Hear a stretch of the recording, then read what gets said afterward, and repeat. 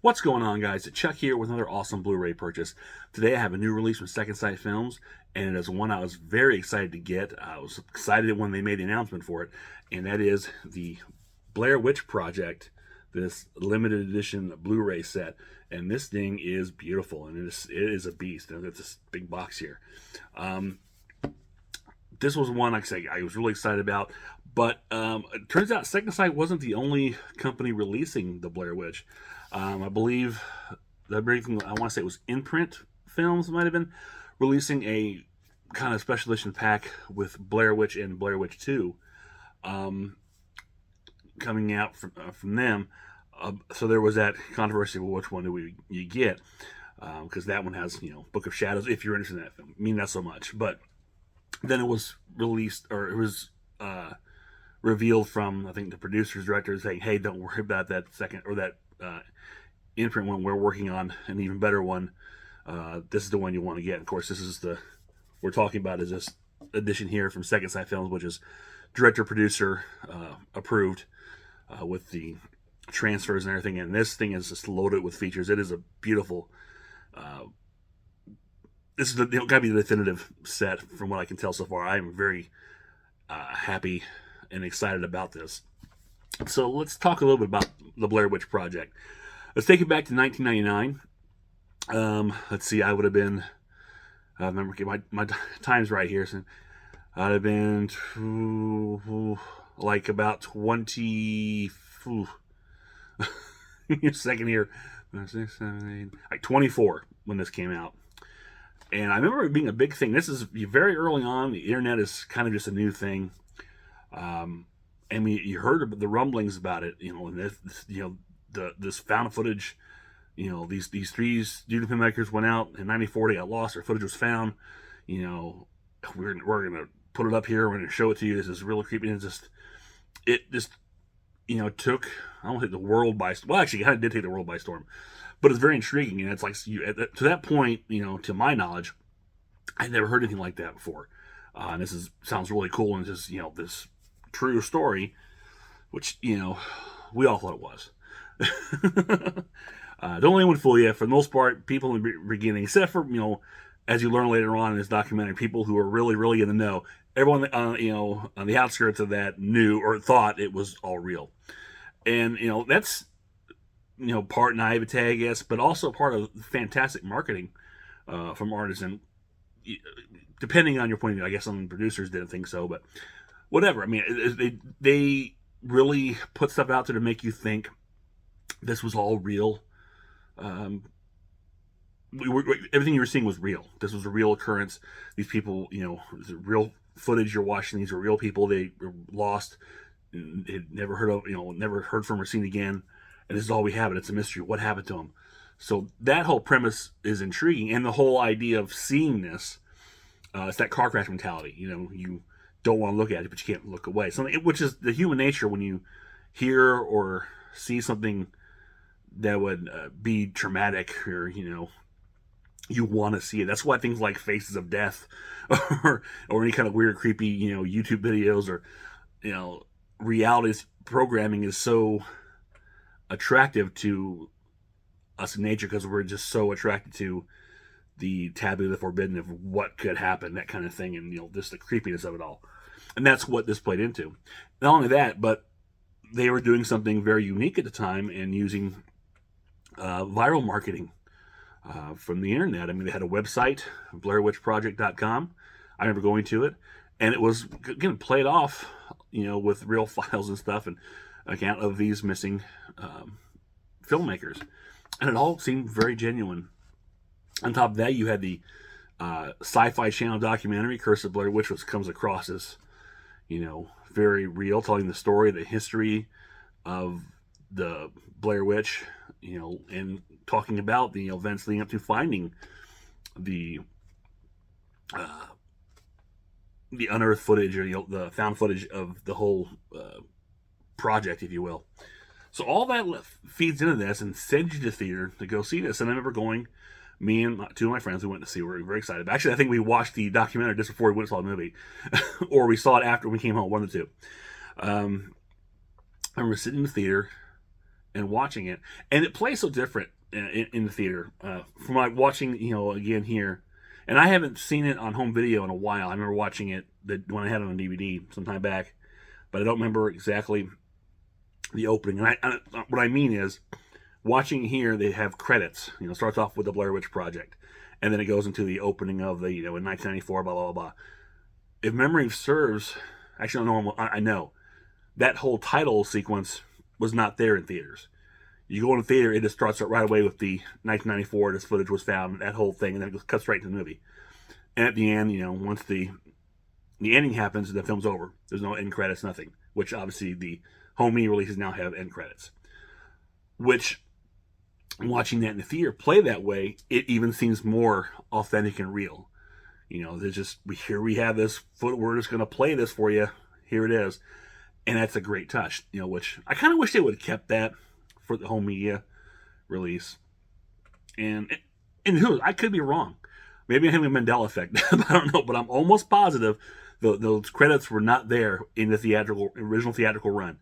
It was just straight, just the film itself, no opening title of the Blair Witch Project, and no credits. It was just, the card of the explanation of the footage being found and the filmmakers being lost, and then just the end.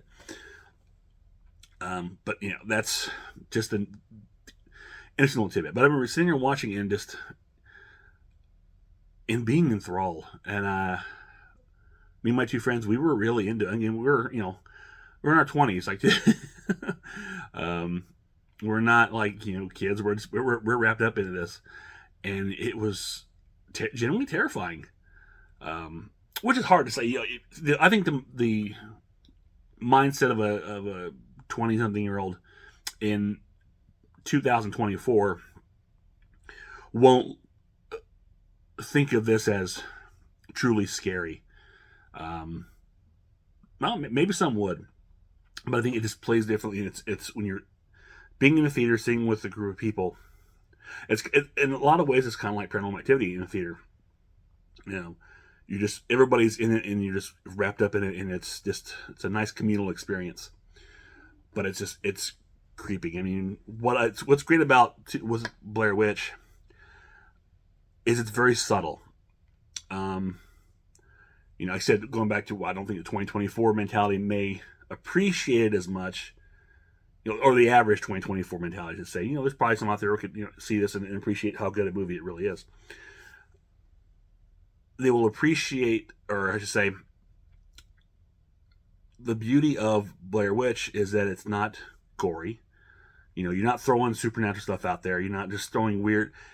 It just plays natural. Everything comes across as authentic and real. You're just along. You're with these people, and what you're watching is a descent into madness, more or less. As you see these three who are happy, they're cheerful. They're going on a weekend in the woods. They're going to film this documentary. It's going to be fun. But as things start to fall apart slowly, moment by moment, you watch it. You're capturing each perspective, and they're all descending into madness, and that's the terrifying part, because of what's going on around them. They can't see, but there's stuff out there. It's just a feeling of dread all around them, and you once you watch it, you're sucked into that, and you get that feeling, and you start feeling for them, and you start getting that sense of dread, and that's what makes the Blair Witch Project so terrifying, because it feels real. You're not like a lot of found footage films that would come after. You're buying into the conceit of the found footage. Then something super special effects laden comes out, and it doesn't quite feel real. It takes you completely out of it. This never happens in Blair Witch.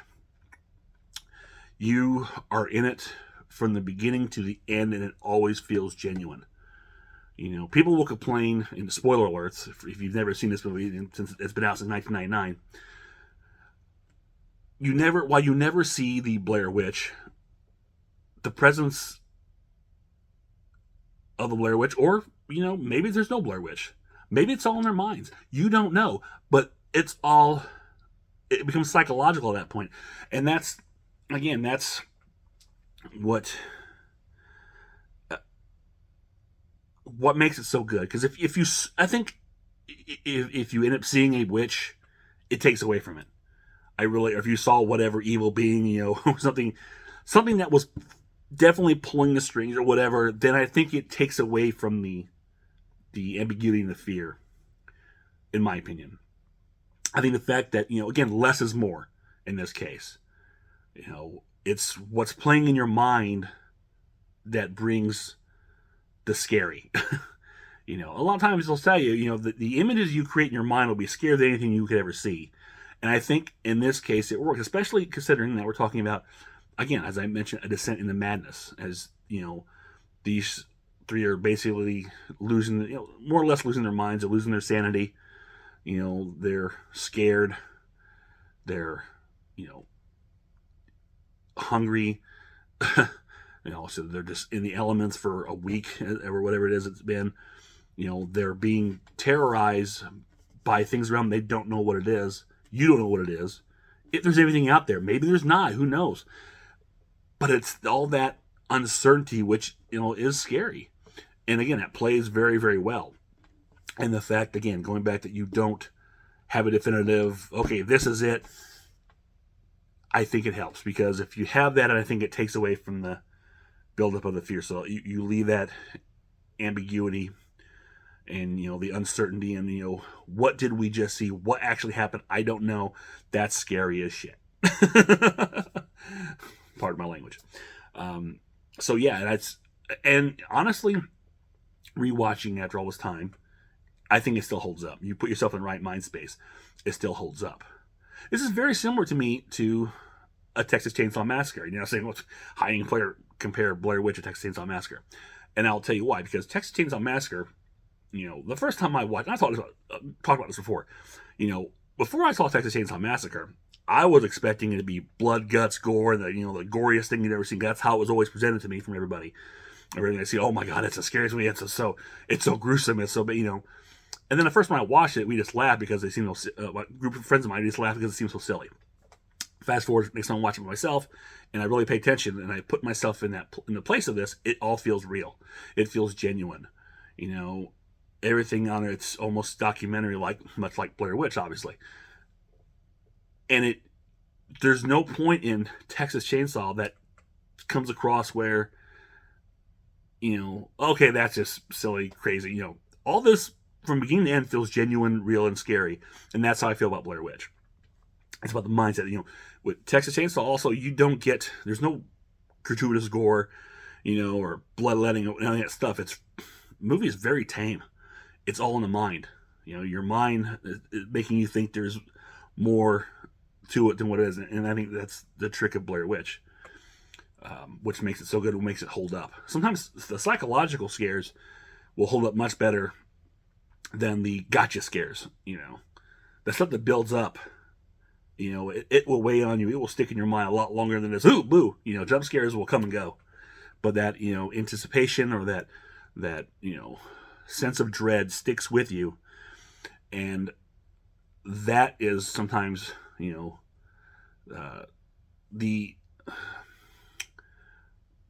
what's the word I'm looking for? The idea of something very scary sometimes is even scarier than actually seeing something very scary.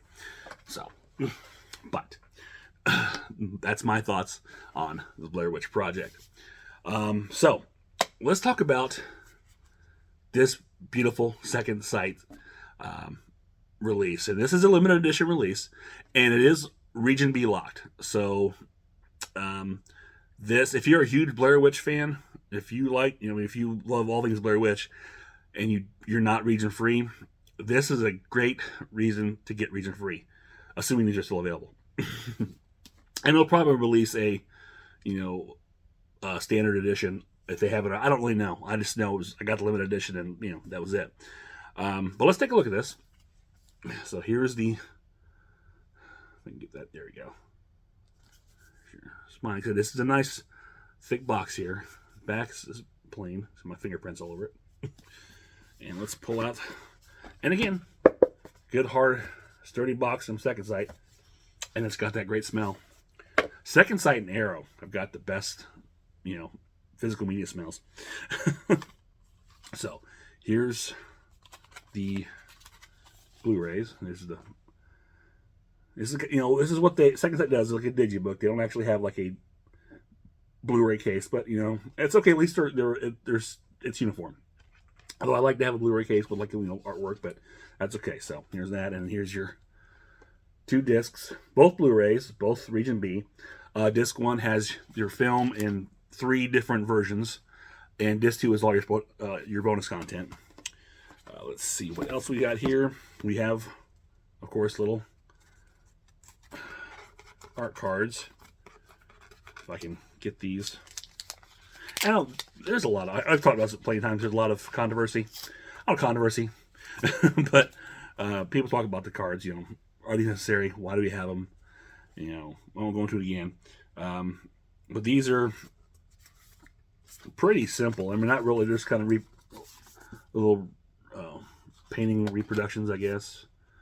There's like the cover of the box and your poster. That's all there is to that.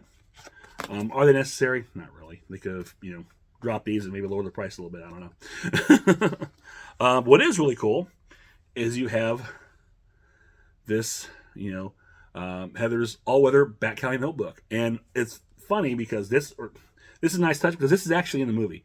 You watch at the very beginning when, Heather's introducing herself and she's showing all her books she's got. And she mentions this here, if you don't recall. Because I didn't realize that until I just watched it again. Oh, wow. So this is a nice touch that they have this. And it's 100% recyclable. But it's basically, Heather's notes. Which is, again, all handwritten here. This will be kind of fun to read. Basically, it's her diary. Up until the last point here, and then actually have blank pages where she stopped. But yeah, that's a nice little full read. I am freaking out. Car tomorrow, must, will. We will laugh about this someday. Some of these little notes are pretty cool. So that's a nice touch. And then the big thing is this huge book. And this is a book. Again, another great second sight edition. These huge, awesome books all about the film. I mean, I just love that they, it's one thing to have booklets, but they actually have big cover, hardbound, mini books in here. That just, oh my gosh, it's so cool. There's so much good stuff in here. Let's see. Here's the contents. Let's see what's everything that's on there. If I got that all on the camera. There we go.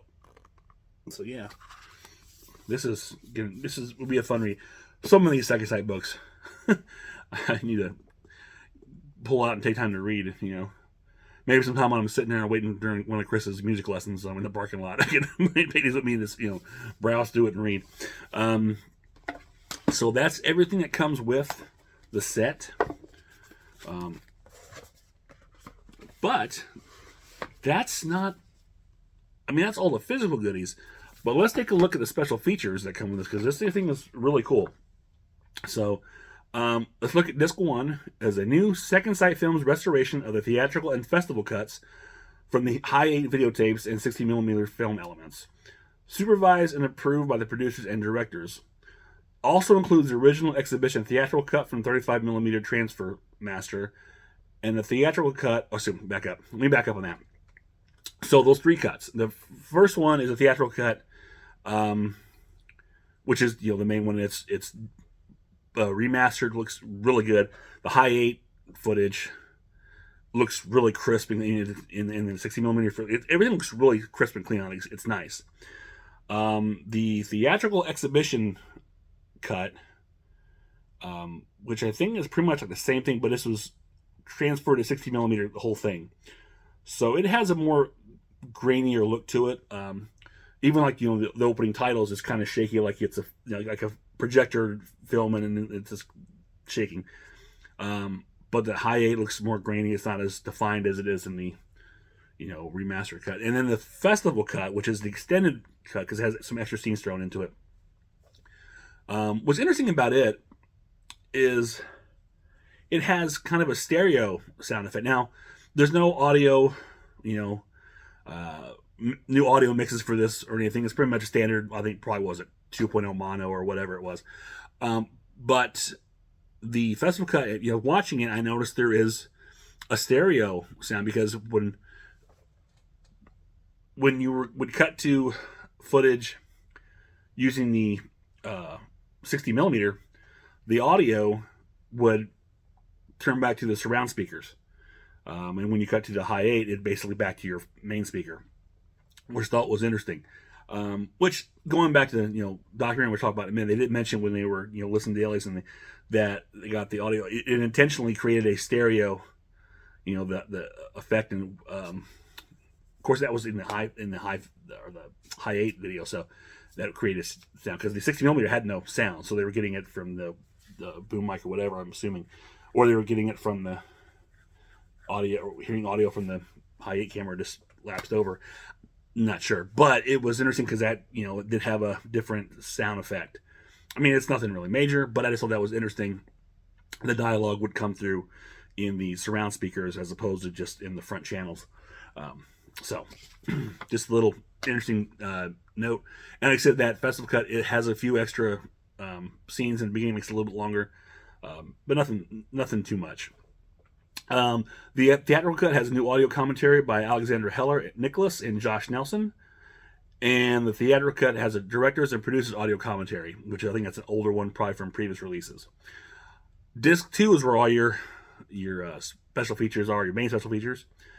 And you have the Blair Witch documentary, a new feature-length Second Sight Films production. And let me tell you, this is definitely the definitive documentary on the Blair Witch. It's feature-length, and it is 2.5 hours long. It is 2 hours and 30 minutes, so almost, it's like I said, it's a whole, and it covers everything from conception all the way down to, the releasing of the sequel, and everything in between. It's a very great look inside the making of what they went through and what they had to do. They've got so much footage, other behind the scenes stuff they recorded while they were making this movie, which is really cool. They have all this stuff. You can go back and see what they were doing and how guerrilla it was in some ways. So it's a fantastic documentary. It's one of the best documentaries I've seen. So again, that's another bonus for this set. And you've got the 3 versions of the film. You got this feature-length documentary. It's 2.5 hours long, and worth every bit of this 2.5 hours. It is very enlightening, and it's one of the best I've ever seen. You have the Blair Witch Project: Analog Horror in a Digital World by Mike Munster. This is a visual essay, about 15 minutes long, and it's a very interesting listen. As like I said, it's a visual essay, or comparing the what Blair Witch was and how it came out at kind of a perfect time in that mix between its analog was about to die out, but digital became a thing, and how it compares to films now and how it influenced them. It's actually pretty interesting. It's short, but very interesting. Let's see. Deleted scenes, including previously unseen video and 60 millimeter footage. Okay, now this is interesting too, because what you have here is an hour and a half of deleted scenes. Actually, like an hour and 45 minutes, technically. And the way they've spliced, and this is, the first hour and a half is all the high 8, the video stuff. And the way it's put together, except for the last 50 minutes, is in chronological order. So in essence, it's almost like you're watching an alternate cut of the film. All this extra stuff you didn't even know, which really highlights, again, these characters or these people, they're absolute descent into madness, and how bad things are going. They're constantly arguing and with each other, and how you can tell how scared they're becoming. And it's interesting because going back to the documentary, and they talk about how as a Josh and Heather, and they were kind of always butting heads, even personally, because their personalities are pretty much like they were in film, they're pretty much being themselves. So a lot of the stuff they cut out was based on them arguing. It shows, this is what you're seeing here. It's a lot of that, arguing back and forth. But it plays well into what they were doing.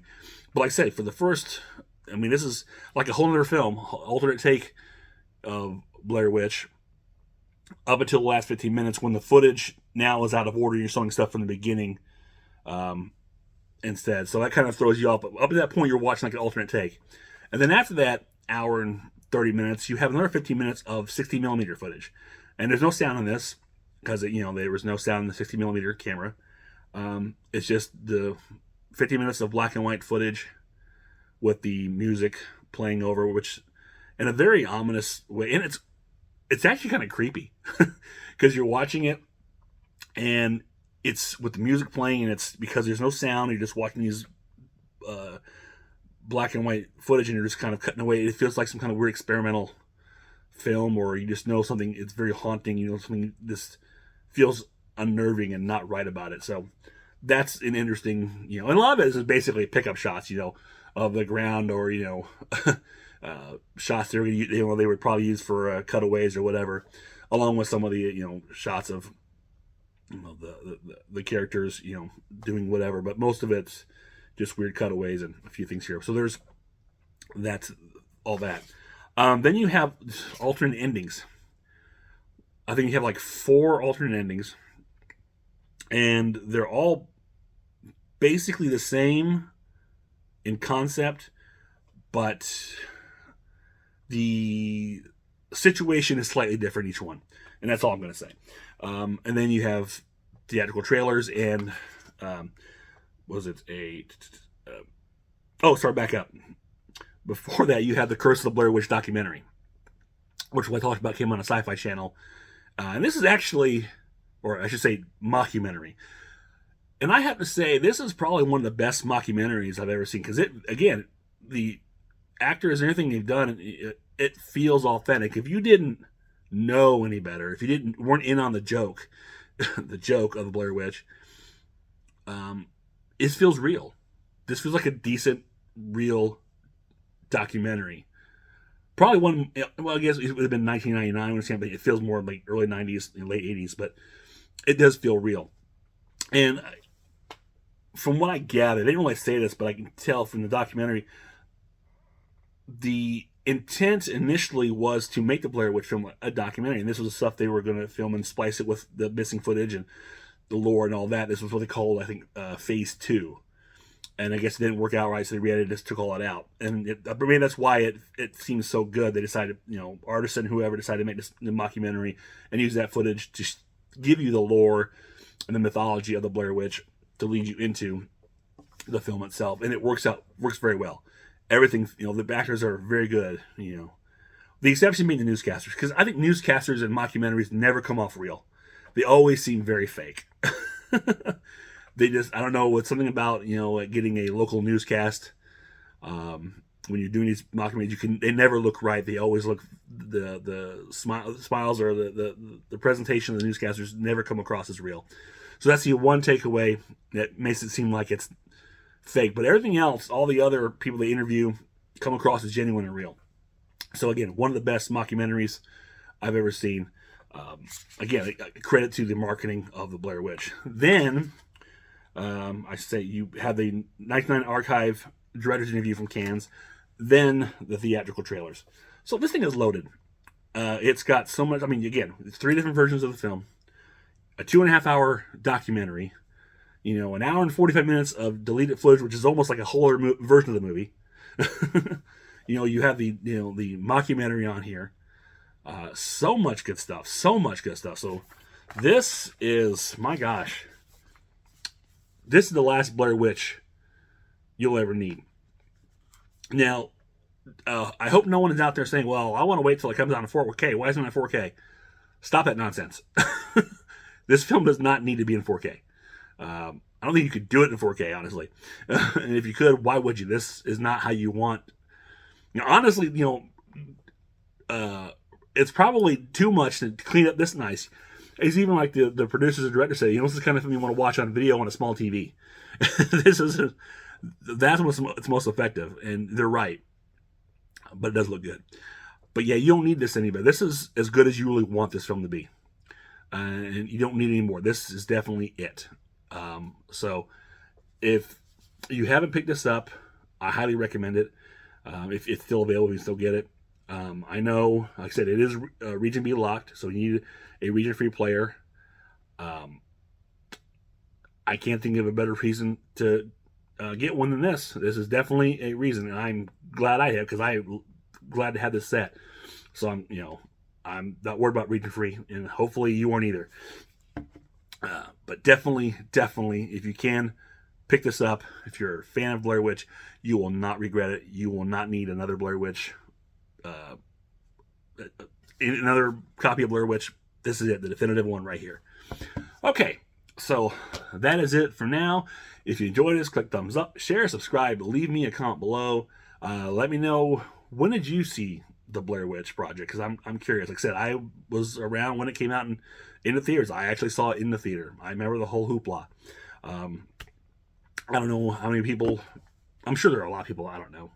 I don't really associate too many people my age with the movie, so I don't know as much as I did around that time.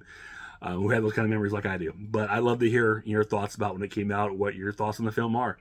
Or just say hi. I'll always say hi. So until next time, this is Chuck saying I will see you on the other side.